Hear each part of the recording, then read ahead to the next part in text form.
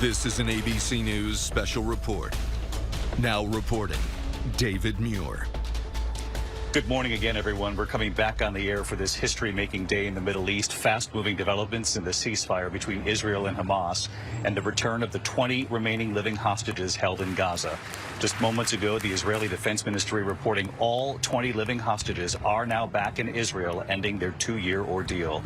Let's listen to President Trump now addressing the Israeli parliament. Thank you very much. Nice place. Very nice place.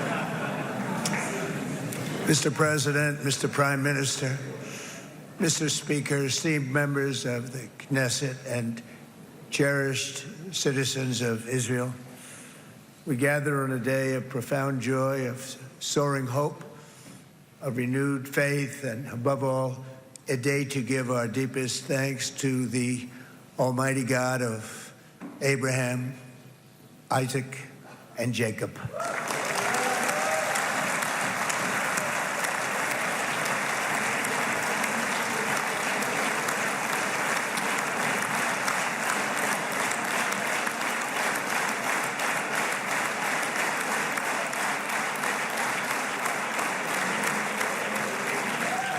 After 2 harrowing years in darkness and captivity, 20 courageous hostages are returning to the glorious embrace of their families, and it is glorious. 28 more precious loved ones are coming home at last to rest in this sacred soil for all of time. And after so many years of unceasing war and endless danger, today the skies are calm, the guns are silent, the sirens are still, and the sun rises on a holy land that is finally at peace, a land and a region that will live, God willing, in peace for all eternity.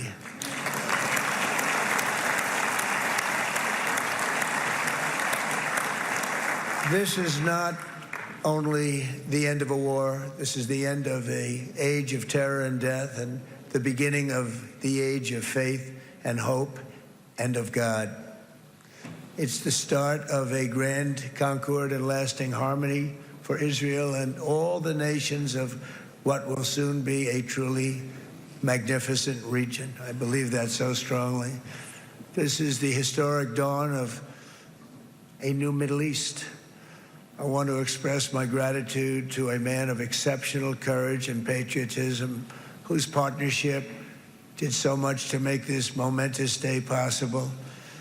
You know who I'm talking about. There's only one, Prime Minister Benjamin Netanyahu. Bibi, please stand up.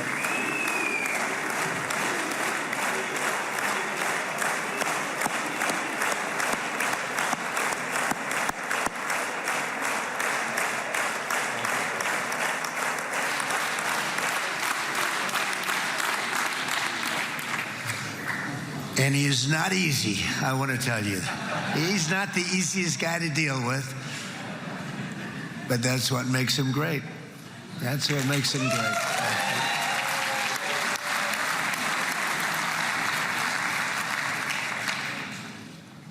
Thank you very much, baby.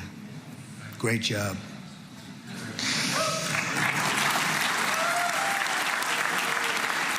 And let me also convey my tremendous appreciation for all of the nations of the Arab and Muslim world that came together to press Hamas to set the hostages free and to send them home. We had a lot of help. We had a lot of help from a lot of people that you wouldn't suspect, and I want to thank them very much for that. It's an incredible triumph for Israel and the world to have all of these nations working together as partners in peace. And it's pretty unusual for you to see that, but it happened in this case. This was a very unusual point in time, a brilliant point in time. Generations from now, this will be remembered as the moment that everything began to change, and change very much for the better. Like the USA right now, it will be the golden age of Israel and the golden age of the Middle East. It's going to work together. I'd like to thank several great American patriots for their invaluable help in getting something done that almost everyone thought was absolutely impossible. We were wasting our time. So many people said, you're just wasting your time. But we weren't, because we had talented people working with us, and we had people that loved your country, and frankly, people that loved the region. They loved the Middle East. I want to thank my friend Steve Witkoff.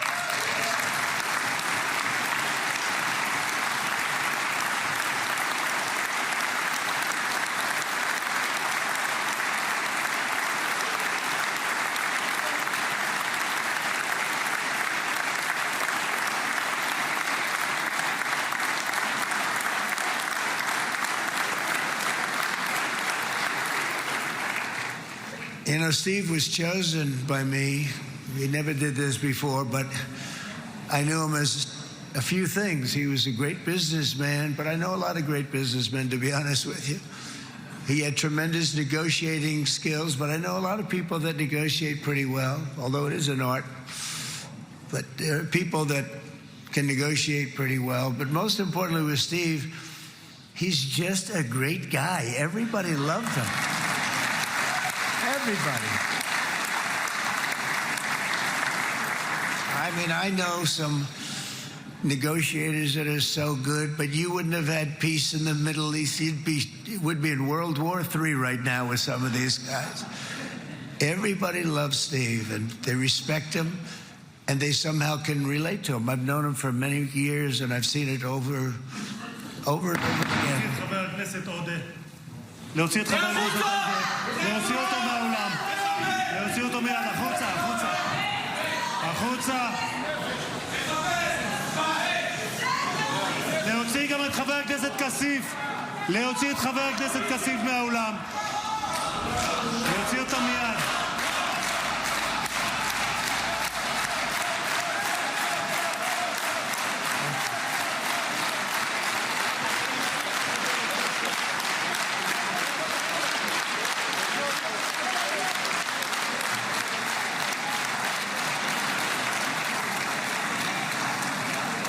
Sorry for that, Mr. President. Thank you. Please.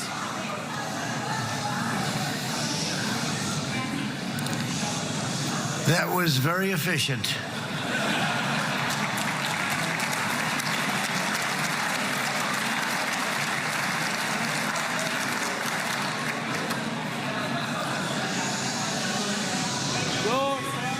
So back to Steve. He's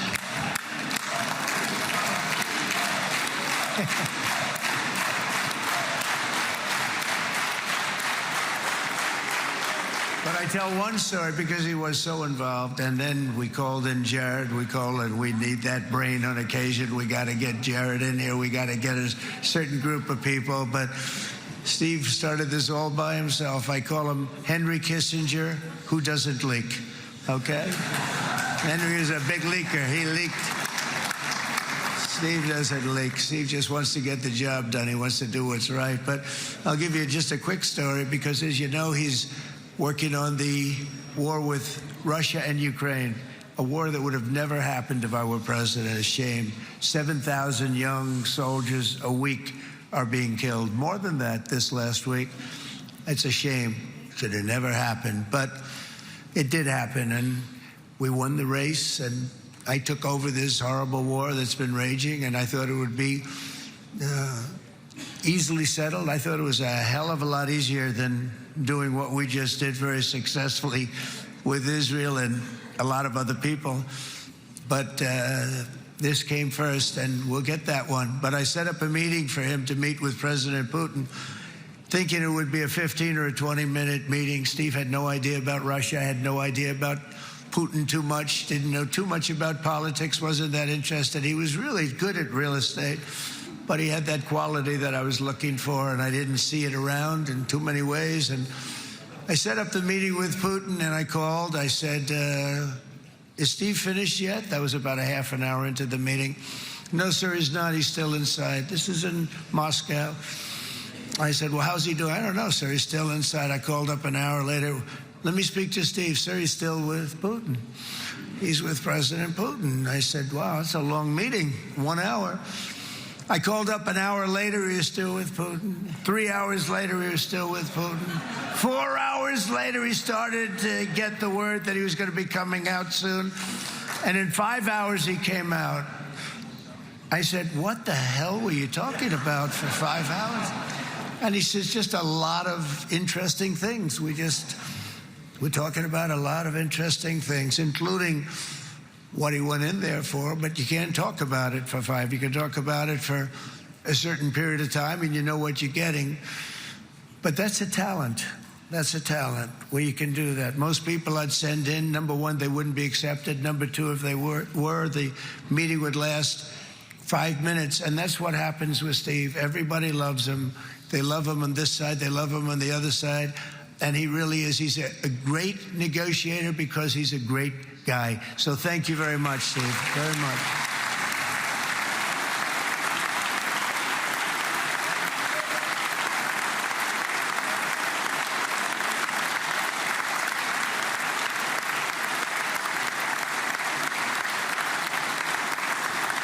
And let me also give a very special thanks to someone who truly loves Israel. In fact, loves it so much that my daughter converted.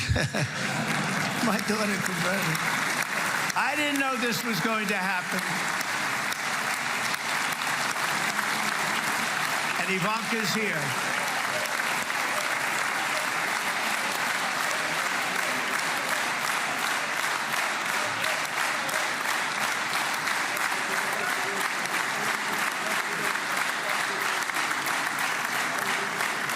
And Bibi, you do know this was not in the cards for me. You understand that.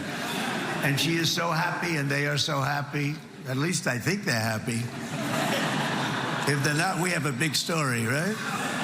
No, they have a great marriage, and they get along great. They're best friends. They have a very special relationship. But Jared has been so helpful. He really did something very special. He established the Abraham Accords with a group of very wonderful people. I like calling it the Avraham Accords, because people that, right? And Avraham. It's so cool. It's so much sort of nicer, you know? The Abraham versus the Avraham.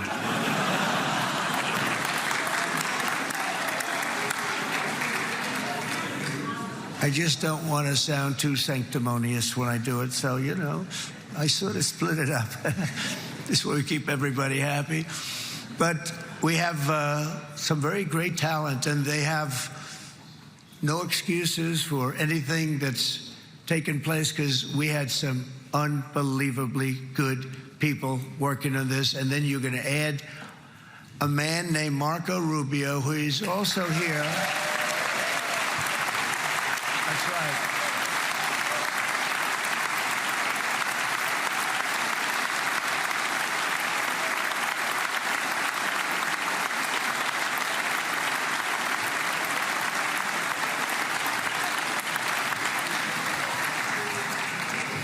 And I have a prediction that Marco will go down, I mean this, as the greatest Secretary of State in the history of the United States. I believe that. I believe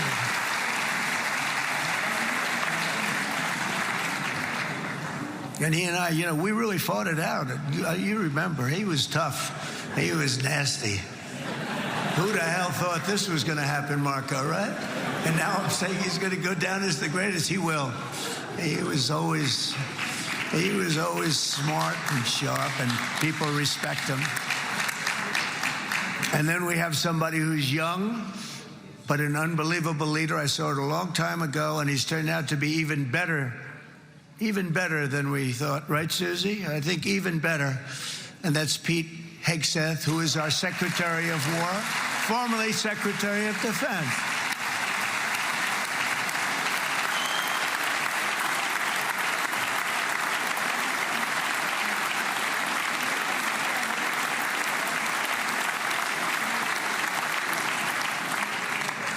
And as you know, we decisively won World War I. We decisively won World War II decisively. And everything in between and everything before it, we won everything. And then they had the brilliant idea of changing the name from war, you know, it was war, to defense. And with that went a certain thinking. And we fought in a very politically correct way after that. We always had the strongest military, and now we have a stronger military than we've ever had before. Because of my first term, I've totally rebuilt the military, every aspect of it. But we have, if you think, we settled 8 wars in 8 months. I'm now including this one, by the way, if that's okay. They may say, well, that was quick, because yesterday I was saying 7, but now I can say 8. The hostages are back. The hostages are back.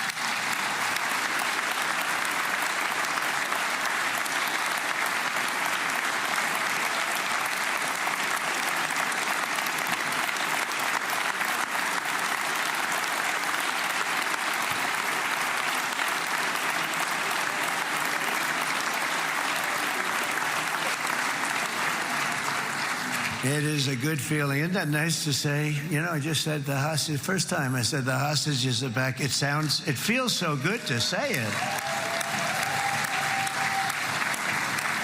But when you settle 8 wars in 8 months, that means you don't like war.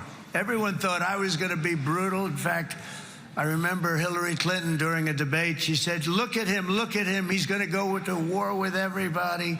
And actually, she said, he's got a personality that's all about war. No, and my personality actually is all about stopping wars. And it seems to work.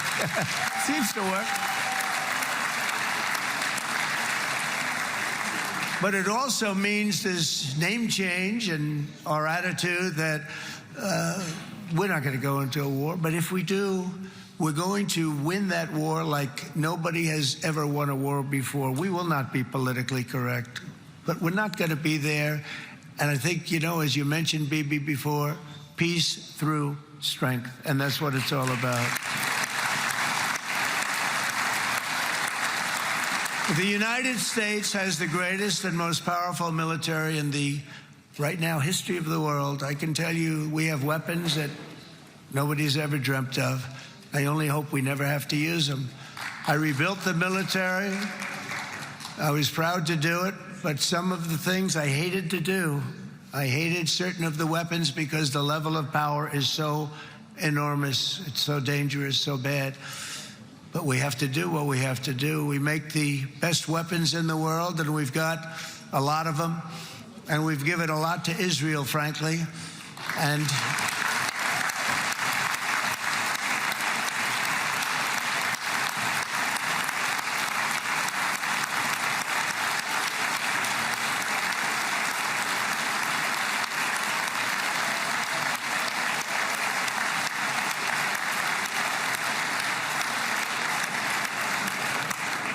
I mean, Bibi would call me so many times, can you get me this weapon, that weapon, that weapon? Some of them I never heard of, Bibi, and I made them. But we'd get them here, wouldn't we? And they are the best. They are the best. But you used them well. It also takes people that know how to use them. And you obviously used them very well. But so many that Israel became strong and powerful, which ultimately led to peace. That's what led to peace. So as we celebrate today, let us remember how this nightmare of depravity and death all began. 2 years ago, on the eve of the Simchat Torah holiday, thousands of innocent Israeli civilians were attacked by terrorists, and one of the most evil and heinous desecrations of innocent life the world has ever seen, the worst slaughter of Jews since the Holocaust. The cruelty of October 7th struck to the core of humanity itself. Nobody could believe what they were witnessing. The United States of America grieved alongside you, and we mourned for our own citizens who were so viciously taken that day. And to all the families whose lives were forever changed by the atrocities of that day, and all of the People of Israel, please know that America joins you in those two everlasting vows: never forget and never again.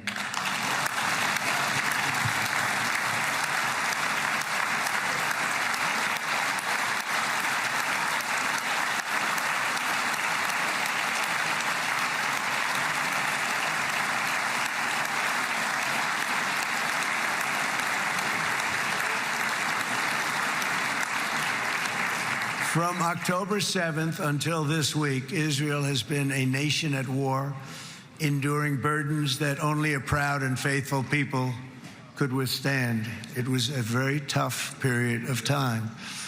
For so many families across this land, it has been years since you've known a single day of true peace.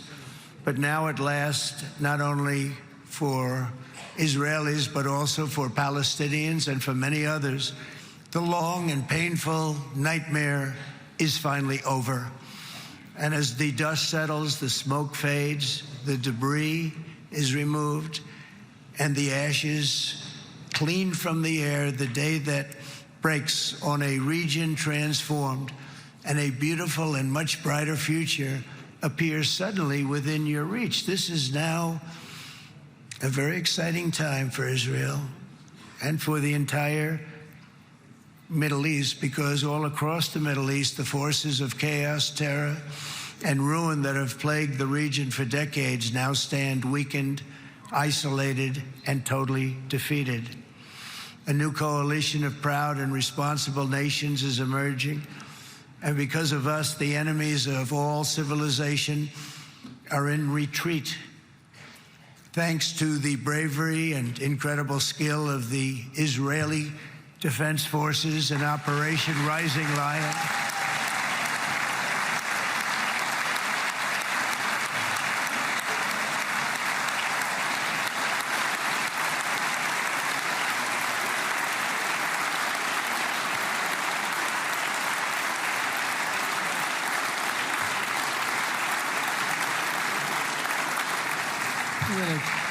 guy's central casting. Let's put him in a movie. Look at him. Great job. And my people loved working with you. Loved it. They worked so well together. But many of Iran's top terrorists, including nuclear scientists and commanders, have been extinguished from this earth. And with Operation Midnight Hammer, boy, that's a great name for that, what we did last June. The United States military flew 7 of those beautiful B-2 bombers. They look so beautiful all of a sudden. They were always, I thought they were pretty planes. I had no idea they could do what they did. In fact, we just ordered 28 more of them. A little updated version. We ordered a whole pile of them. And almost 100 other planes went with them, including fighter jets. And we had 52 tankers, big, beautiful, brand new tankers that were loading them up 4 or 5 times. They've traveled 37 hours back and forth. Think of that. But we had tankers all over the sky for all the other planes. We had the F-22s, the F-35s, F-16s. We had a hell of a lot of planes.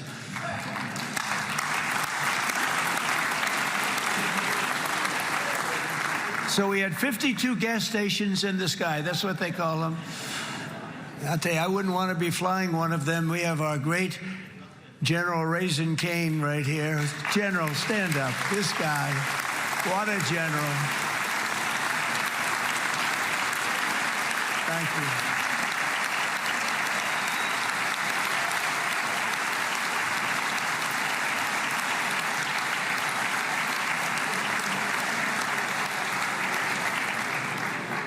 I asked General Cain, I said, you know, we're having problems with ISIS, and I was in Washington, and I asked, how long would it take to defeat ISIS? And my Washington generals told me, 3, 4, maybe 5 years, sir. I said, I don't get it. We got the best equipment in the world. Why?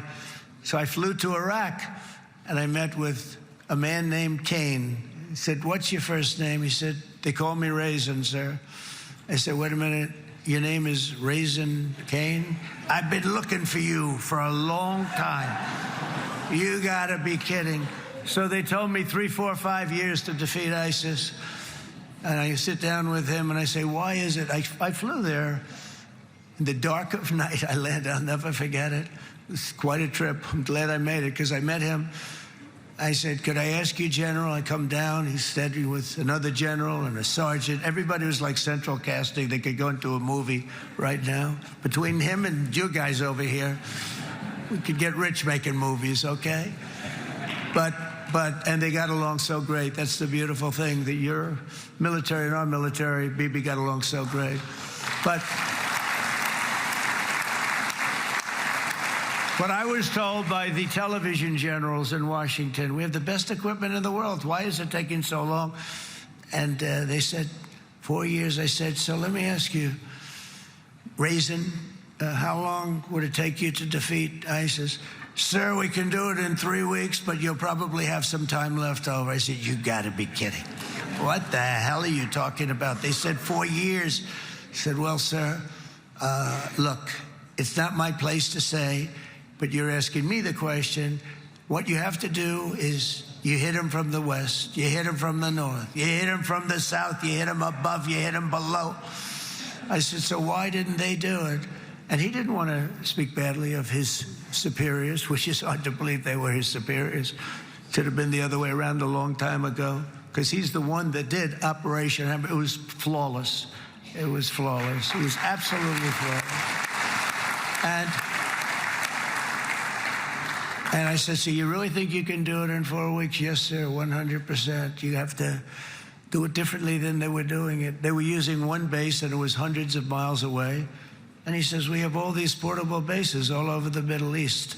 And they didn't want to use them because they didn't want to offend the country where the portable, they wouldn't have even known what the hell the planes were going up, right?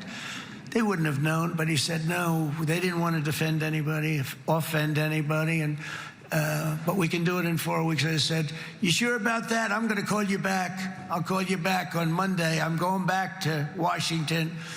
But you think 4 weeks? Yes, sir, I think we can do it in 4 weeks. We'll have time left over. So I call him on Monday. I say, you think you can do it? 4 weeks. I said, go ahead and do it. He did it. I'll tell you, he did it in 4 weeks, less than 4 weeks. So, General, stand up, please. Again, this is a real general. This is not a television general. He doesn't want to go on television.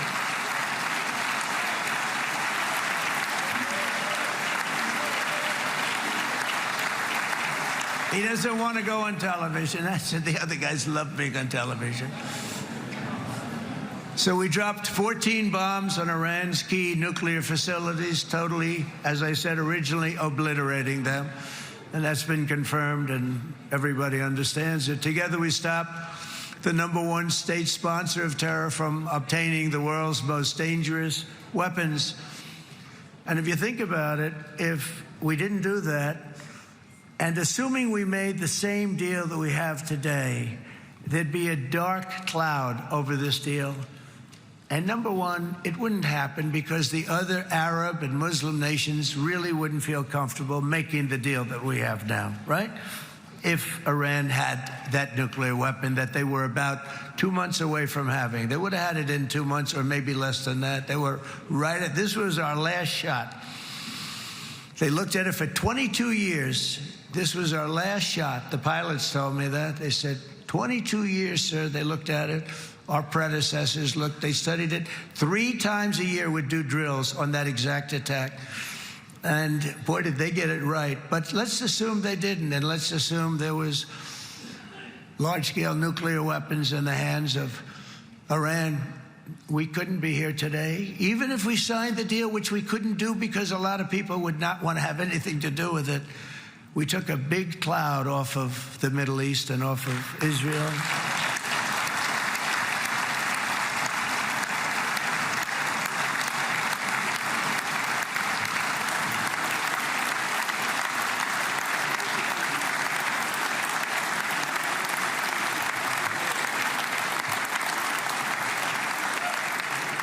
And it was my honor to help But isn't it true, though, that can you imagine the same, let's assume, Bibi, the same documents, we had everything the same, but you had somebody out there that was, in the opinion of everybody, all-powerful in the Middle East.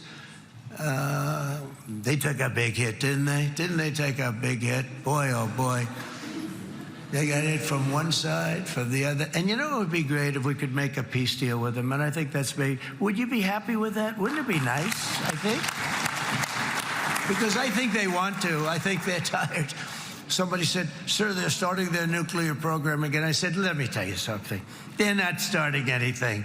They want to survive. The last thing they want to do is start digging holes again in mountains that just got blown up and start. They're not doing this. They want to survive, okay? But I think we have a chance. Steve, you, and I think Jared, come on, I'll call you back for another one. We always bring Jared when we want to get that deal closed. We bring Jared, but Steve, you and Jared and the General and Pete and Marco, you'll get that deal done easy. I think that'll be easy. But first we have to get Russia done. We got to get that one done. If you don't mind, Steve, let's focus on Russia first, all right?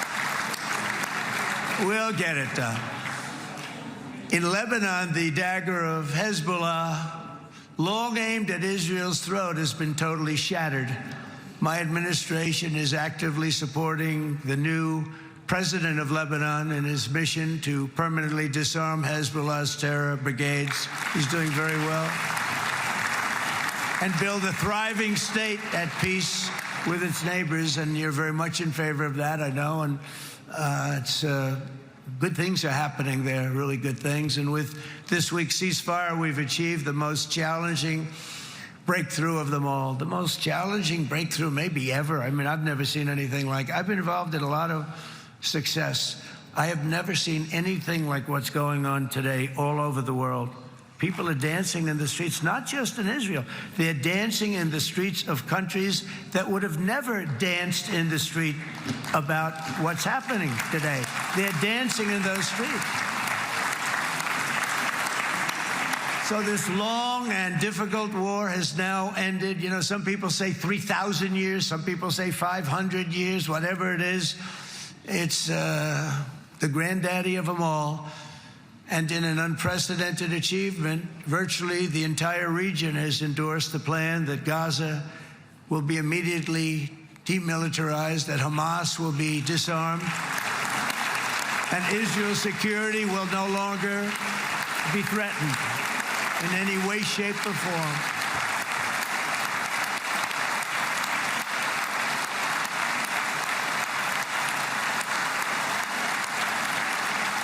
So Israel, with our help, has won all that they can by force of arms. You've won. I mean, you've won. Now it's time to translate these victories against terrorists on the battlefield into the ultimate prize of peace and prosperity for the entire Middle East. It's about time you were able to enjoy the fruits of your labor. Mr. Opposition Leader. I said he's a very nice opposition leader. I think... No, he's a nice man. Bibi, he's a nice man.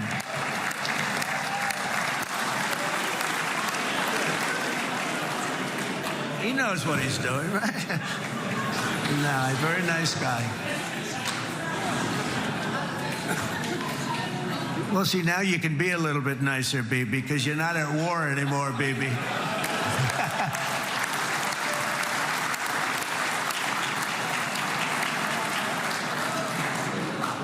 But only by embracing the opportunities of this moment can we achieve our goal of ensuring that the horrors of recent years will never happen again. You don't want to have to go through this again. 8 years ago, I came to this region on a very special first trip abroad as the President of the United States. I came here very early at your request. I addressed the leaders of the Arab and Muslim world gathered in Saudi Arabia and said that it was time to build a future free of the grip of extremism and terror. And interestingly, right now, as soon as I'm finished, I'm quite late. You've kept me quite late between opposition leaders and Bibi's brilliant but very long speech. I thought I was going to run up here, make a speech, and then head to Egypt. It didn't work out, though. And you made a pretty long one, too, Sarah.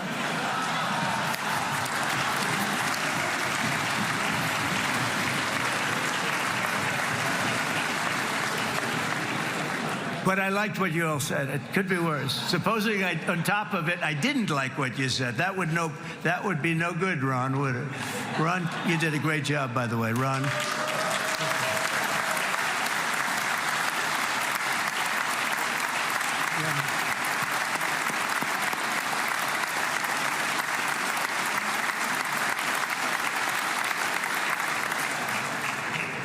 So I'm going to be meeting, actually, in a little while, I'm going to be meeting with the most powerful, the richest nations, really, in the world. Although now, with the tariffs, the United States is by far the richest nation in the world, as you probably have been reading.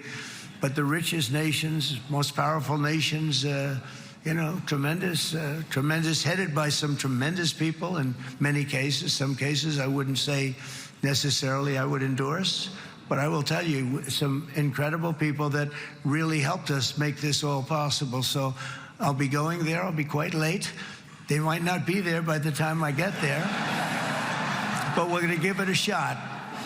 But the journey we started back then led to the crushing defeat of the ISIS caliphate, to the monumental Abraham Accords, and ultimately to the historic ceasefire this week, in which many of those same nations really played a very pivotal role, I have to tell you. Steve will tell you that. Jared will tell you that. Together, we've shown that peace is not just a hope that we can dream about. It's a reality we can build upon day by day, person by person, and nation by nation. And because of that, the Middle East is finally ready to embrace its extraordinary potential. You have extraordinary potential in this region. It should now be clear to everyone throughout the region that decades of fomenting terrorism and extremism, jihadism and anti-Semitism have not worked. They haven't worked. They've been a disaster. They've just killed. They've killed. They've backfired completely and totally. They've just totally backfired. Everything that you thought, take it worst case, it's turned out to be worse than that. They have not worked. From Gaza to Iran, those bitter hatreds have delivered nothing but misery, suffering, failure, and death. They've served not to weaken Israel, but to annihilate the very forces that did the most to foment this hatred. And it's really, everybody that's tried it has become irrelevant.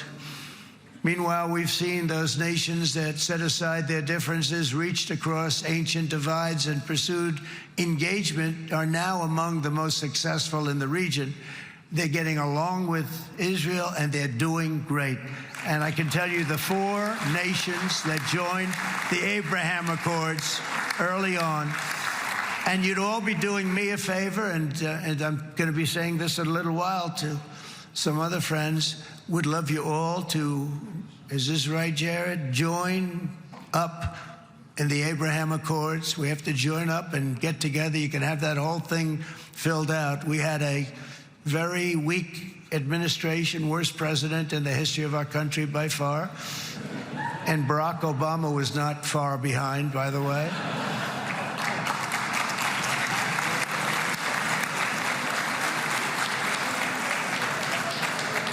And they did nothing with this incredible document, the Abraham Accords, but now you can fill them up. Now you have peace, you have people that really like Israel. I'll tell you what, and they like Israel a lot more today than they did even 5 weeks ago. You've made a lot of, you've come back.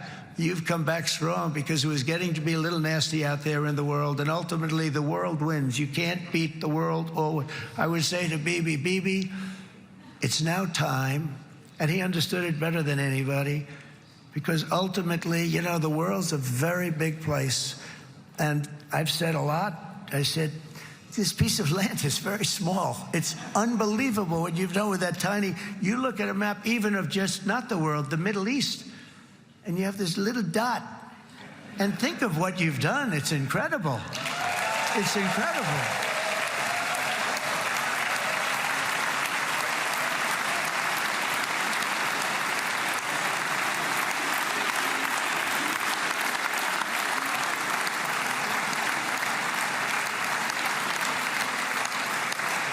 But the world is loving Israel again. And I said to people, you know, the world is big and it's strong. And Ron, ultimately, the world wins. And we don't have to worry about that now. But there was getting to be a period of time over the last few months, you know, the world wanted peace and Israel wanted peace. Everybody did. Everybody did. And what a victory it's been, right? What a victory it's been. If you would have gone on for 3, 4 more years, keep fighting, it was getting bad. It was getting heated. The timing of this is brilliant. And I said, Bibi, you're going to be remembered for this far more than if you kept this thing going, kill. It would be it would not be the same. And I just want to congratulate you for having the courage to say, that's it, we've won. And now let's enjoy our lives and let's rebuild Israel and make it stronger and bigger and better than it's ever been before. We're going to do that. Took a lot of guts. And the choice for Palestinians could not be more clear. This is their chance to turn forever from the path of terror and violence. It's been extreme, to exile the wicked forces of hate that are in their midst. And I think that's going to happen. I've met some people over the last couple of months that want to see it happen very much. And after tremendous pain and death and hardship, now is the time to concentrate on building their people up instead of trying to tear Israel down. We don't want that to happen again. And the total focus of Gazans must be on restoring the fundamentals of stability, safety, dignity, and economic development so they can finally have the better life that their children really do deserve after all these decades of horror. I intend to be a partner in this effort in the sense that we're going to help and we're going to do something that became unbelievably popular. Everybody wants to be on it. It's called the Board of Peace, okay? How about that? Is that a beautiful name? Like a board of peace.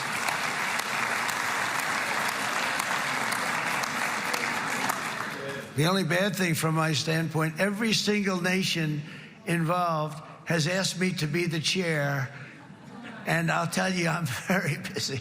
I didn't count on that, but you know what? If we do it, we'll do it right, and we have unbelievable power and wealth, because you're going to need wealth. You're going to need wealth to rebuild things, and they have wealth like few people have wealth. I want to thank the Arab and Muslim nations for their commitment that they've made to support a safe rebuilding of Gaza and beyond. I have many Arab countries, very wealthy countries, that came up and said, we'll put up tremendous amounts of money to get to rebuild Gaza. And I think that's going to happen. The power, they want dignity, they want to come forward, and they want to say, and I want to say who they are, because what they're doing is going to be, I think, something that you're going to be very impressed with, Bibi. And you need that. You need the kind of economic power that they have, and they want to see it work.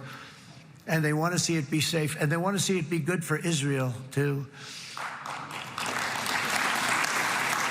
And as much money as it will be, and it's a lot, as you can see, it's a lot. For these countries, it's relatively little relative to their worth. It's really a lot of money like most people could never even conceive. But for these countries, it's not that much, especially because it ensures success and stability in the Middle East, which is what they want to see. So many of them will be with us in Egypt in a little while, I think. I'm not sure. They may be gone. They may have taken their Boeing 747s and left. I said, what kind of a plane do you fly? 747. I said, that's a large plane. No, they may have. Steve, do you think they've left on their their brand new Boeing 747s? Or, I don't know. We're going to find out soon. It's going to be a big story. There'll be 2 people left, and they'll be the 2 poorest ones.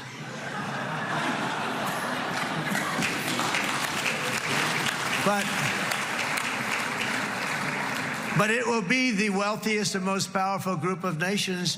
So the group that we have assembled, that's waiting for us, is the wealthiest and most powerful group ever assembled at one time. There has never been a group like this, and they're only looking for good.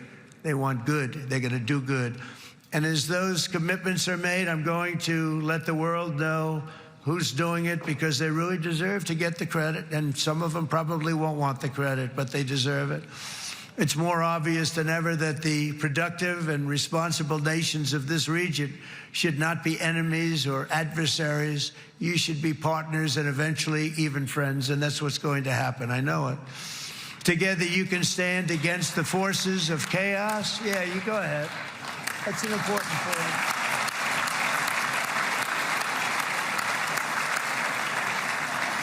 Because you can stand against the forces of chaos that threatened all of your interests, and it's always a big threat, and unleash incredible prosperity and opportunity for all the people of these lands, and that's what's going to happen. You're going to unleash numbers and success, the likes of which Israel has never been able to think of, because you're so firm, and you should be, and you've done the right thing in defending yourself. You're not going to have to worry so much about it. You've won, and now you can build, and you can do things that you never even thought possible. When you put that genius into doing something else, it's going to be something it's going to be a miracle. The miracle in the desert, it's going to be amazing. And it already is in a true sense. But it'll be wonderful when you can spend time thinking about other than war and defense and offense also. To that end, it's my firm hope and dream, frankly, that together the Abraham Accords will turn out to be everything that we thought they would. Those 4 countries were very, very brave in doing it. They did it at a very early point, and every single one of them benefits unbelievably financially. And if you noticed, even in this bad period that we just went through, they all remained a member of the Abraham Accords. They've done unbelievably well. And you know who you are, and I want to thank you. And they've stayed because of loyalty, but they've also stayed because it was really good business. They've made a lot of money being members, and you're going to all, I hope that every one of the countries that we're seeking, Jared, I hope they join quickly. No games, no nothing. Just join, get it. It's going to be a great peacemaker. It's really going to bring it together beyond anybody's wildest dream. So instead of building fortresses to keep enemies at bay, the nations of this region should be building infrastructure to weave your commerce closer together, because you've got to compete with the big world out there in commerce now. It's a different kind of competition.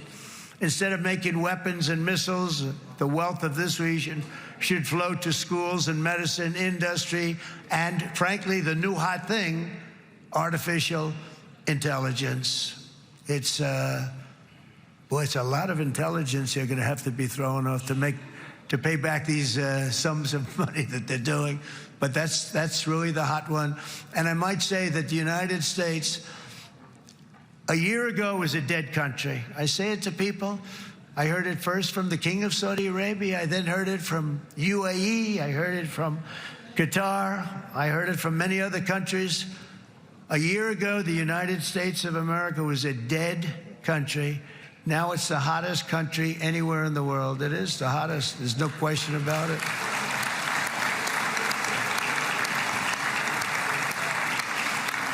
In fact, if you go back a year ago, before the election, although once we had November 5th, we became hot because people got it. I would say November 5th was a time that we became really hot. But once you go back a couple of years, if I were in charge and the country was doing what they were, nobody was going to ask me to speak. Nobody asked Joe Biden to come up and speak, I guarantee you that. And if they did, he would have turned them down, I promise you. He didn't speak. He didn't speak, and he didn't speak well. But all of the countries in the Middle East, it could have, what we're doing now, it could have happened a long time ago, but it was strangled and set back almost irretrievably by the administrations of Barack Obama and then Joe Biden. There was a hatred toward Israel. There was an absolute hatred. The setbacks really started when President Obama signed the Iran nuclear deal.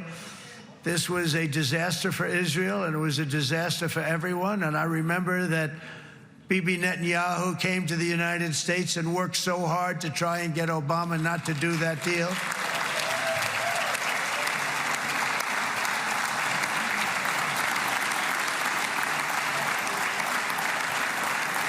He worked so hard.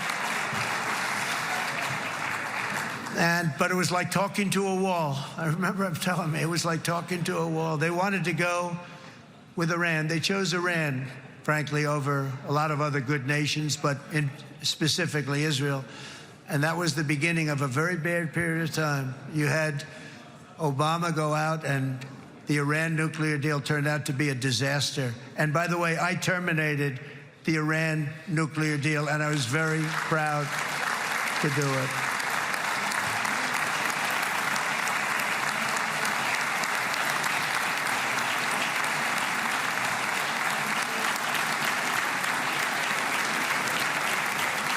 Yet even to Iran, whose regime has inflicted so much death on the Middle East, the hand of friendship and cooperation is open. I'm telling you, they want to make a deal.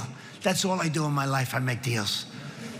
I'm good at it. I've always been good at it. And I know when they want. Even if they said, we don't want to make a deal, I can tell you they want to make a deal. All right, they do. They want to make a deal, and we're going to see if we can do something, because this is crazy what's happening, and we're not going to have this anymore. Neither the United States nor Israel bear the people of Iran any hostility. We merely want to live in peace. We don't want any looming threats over our heads, and we don't want to even think in terms of nuclear destruction. It's not going to happen, never will happen.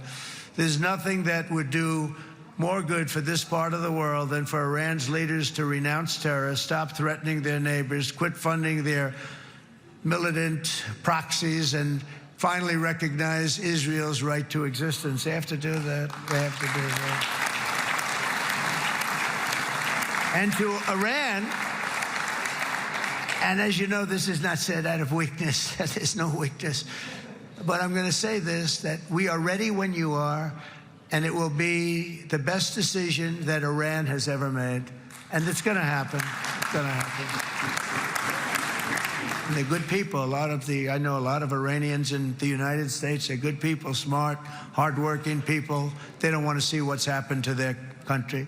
The story of fierce Israeli resolve and triumph since October 7th should be proof to the entire world that those who seek to destroy this nation are doomed to bitter failure. The state of Israel is strong, and it will live and thrive forever.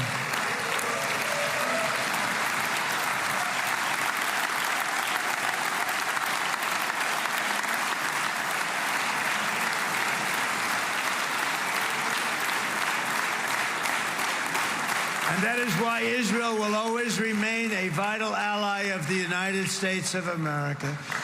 Israelis share our values, field one of the world's most powerful militaries. You really do. You have an amazing, what a job you've done.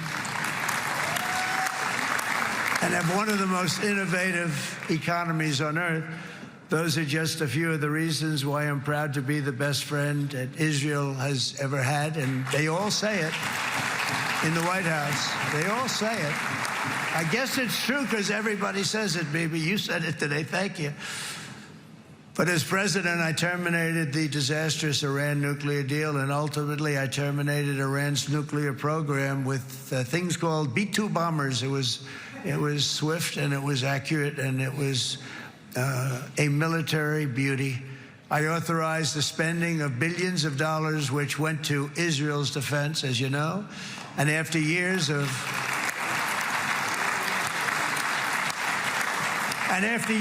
broken promises from many other American presidents, you know that, they kept promising. I never understood it until I got there. There was a lot of pressure put on these presidents. It was put on me too, but I didn't yield to the pressure. But every president for decades said, we're going to do it.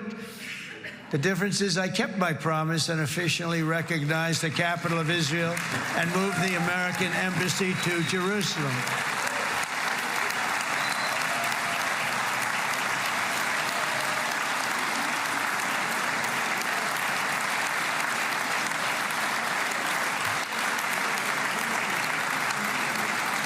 Isn't that right, Miriam? Look at Miriam. She's back there. Stand up, Miriam. Stand up.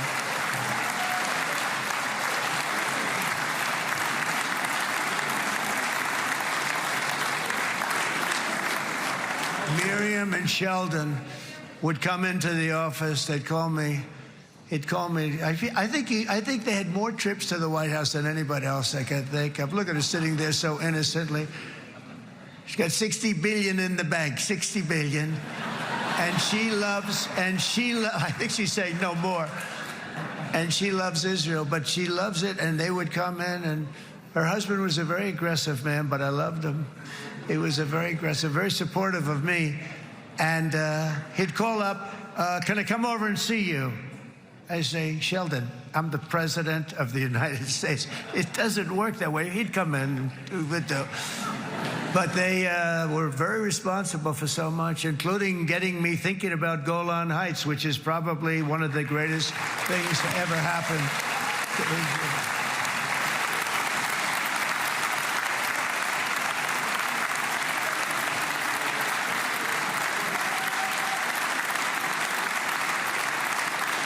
Miriam, stand up, please. She really is. I mean, she loves this country.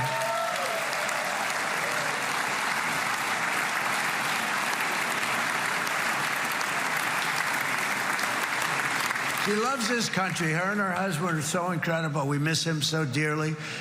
But I actually asked her, I'm going to get her in trouble with this, but I actually asked her once, I said, so Miriam, I know you love Israel. What do you love more, the United States or Israel? She refused to answer. That might mean Israel, I must say. We love you. Thank you, darling, for being here. That's a great honor. Great honor. She's a wonderful woman. She is a great woman. I've always stood for the people of this community, and I always will. I'll always be with you. I'm always going to be with you. I guess maybe something could happen to change my mind. Somebody that's really stupid gets into office and wants to do really bad things, but that's about it. We don't think we're going to have that happen. I hope we're not going to have that happen. And this man is a good man right here. These two men are good men right here.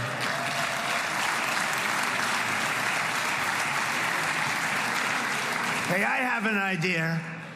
Mr. President, why don't you give him a pardon? Give him a pardon. Come on.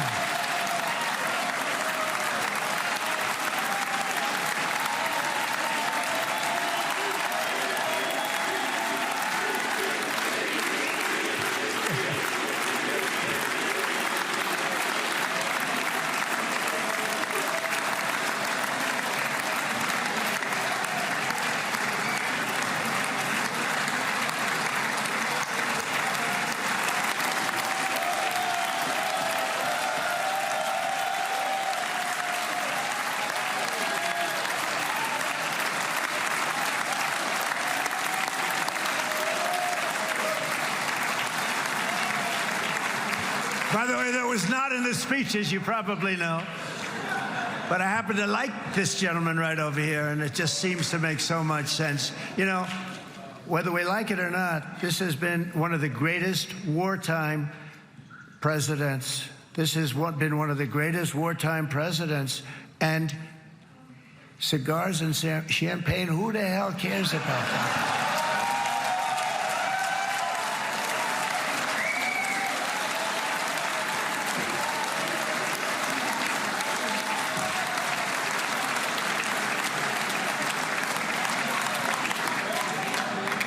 All right, enough controversy for the day, right? It's actually, I don't think it's very controversial. So, you know, I mean, I see so popular. You are a very popular man. You know why? Because you know how to win.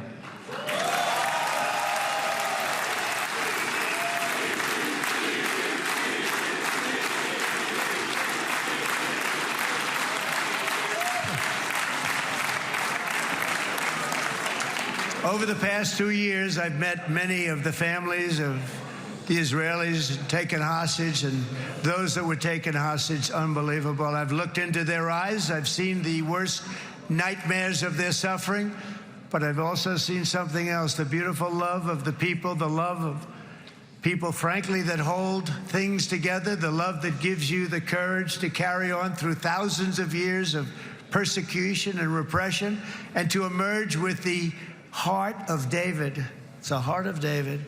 It's that love that's defeated the enemies of civilization, built this incredible country and this unbelievable economy, and forged one of the great democracies of the world. That is why it's a true honor to stand here today and address this assembly in your ancient and eternal now capital, Jerusalem. I'm proud to have helped in that regard. This city and this nation stand as living proof that a much brighter future for this entire region is truly within our grasp. For thousands of years, Jerusalem has been a home to Christians, Jews, Muslims, and people of all ethnicities and creeds. This is the holy center of the world's three great Abrahamic faiths. I like that too. Adorned, it's the first time I've seen that word in a while. Adorned with their sacred sites and alive with their pilgrims and visitors from every corner of the globe. But here between the Western Wall, the Temple Mount, and the hill called Calvary, people of every faith and background live, work, pray, serve, and raise their families side by side, and they do it with love. This example is just one of the modern miracles that Israel has given to the world. And just in closing, the leaders in this chamber know better than anyone else the challenges of this harmony, and it's been easily won. No, it hasn't. It has not been. It's been so tough, but it has been, some say, a miracle. What you've done is a miracle. Look at your size. Look at your chances when it all started. And you know, if you think about it, you are safer today, stronger today, and more respected today than at any time in the history of Israel. Think of it. People used to say it wouldn't exist. They don't say that anymore, do they? Yet if safety, security, and coexistence can thrive here in the winding alleys and ancient paths of Jerusalem, then surely peace and respect can flourish among the nations of the broader Middle East.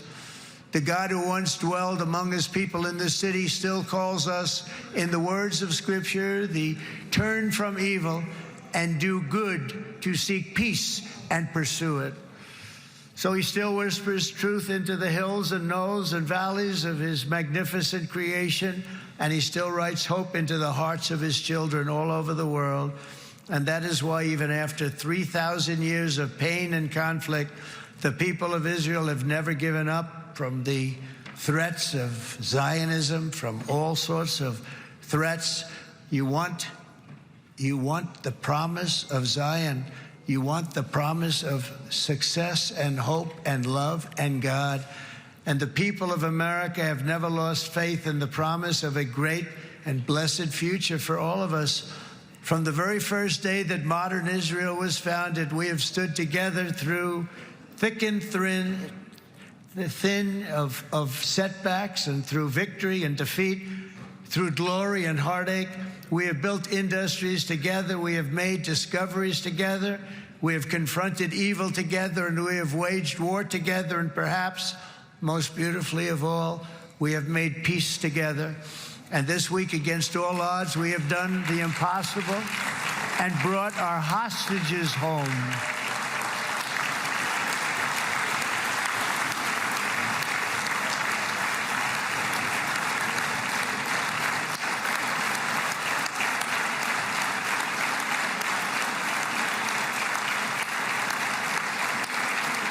So now we're going to forge a future that is worthy of our heritage. We're going to build a legacy that all the people of this region can be proud of.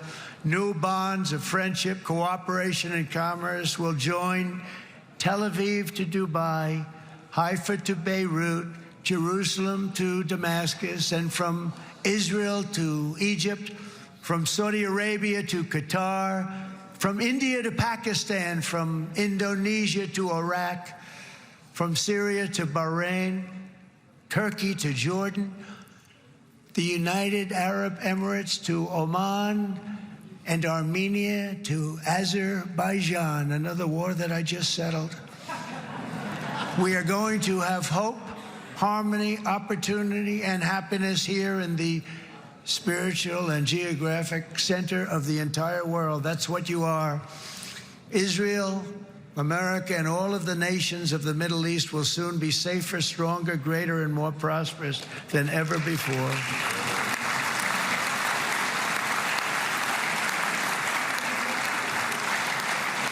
And I want to thank you all once again for this exceptional honor. This has been truly an honor. It's seldom that a president is invited to do this.